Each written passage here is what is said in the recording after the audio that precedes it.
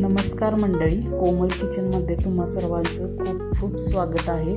आज आपण बटाटा सँडविच पाहणार आहोत. त्यासाठी एका मिक्सरच्या भांड्यामध्ये थोडी कोथिंबीर, 2-3 हिरव्या मिरच्या आणि 8-9 लसणीच्या पाकळ्या घेतलेल्या आहेत आणि चवीनुसार मीठ घेतलं आहे. याची छान अशी पेस्ट करून घ्यायची. दुसरीकडे आपण बटाट्याचा मसाला तयार करून घेऊया. एका पॅनमध्ये थोडं तेल घालून त्यामध्ये जिरे, कांदा छान असा भाजून घ्यायचा. कांदा आपला छान असा भाजून झाला की त्यामध्ये 1-2 हिरवी मिरची बारीक चिरून मी घातलेली आहे, ती छान भाजून घ्यायची. त्यानंतर यामध्ये सुके मसाले आपण घालूया. यामध्ये अर्धा चमचा हळद, अर्धा चमचा धने पावडर, चवीनुसार लाल तिखट आणि मीठ ही चवीनुसार घालून घेऊया.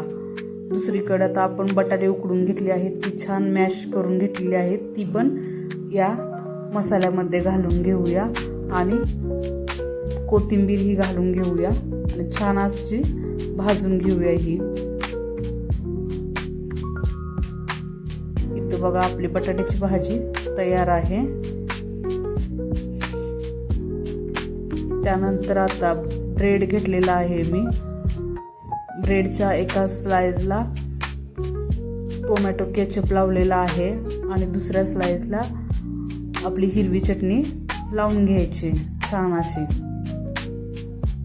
तर बघा आपलं टोमॅटो केचप लावून झालेलं आहे आणि दुसरीकडे आपण हिरवी चटणी लावून घेतलेली आहे.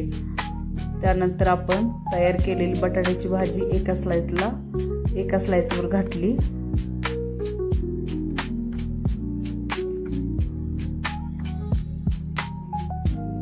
आणि असं आपण ब्रेड या भाजीवर ठेवायचा.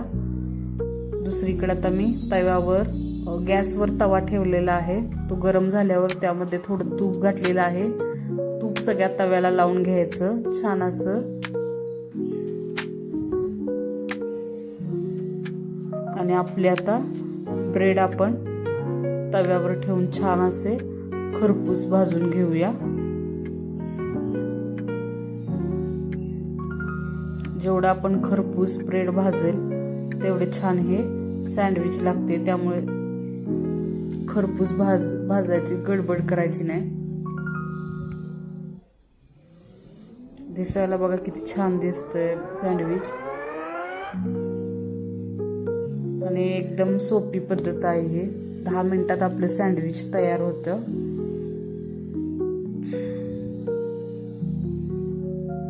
इथे बघा दोन्ही साईडने मी खरपूस असं आपलं सँडविच भाजून घेतलेलं आहे. तयार आहे आपलं बटाटा ब्रेड सँडविच. तुम्हीही नक्की ट्राय करा आणि आपल्या चॅनलला नक्की सबस्क्राईब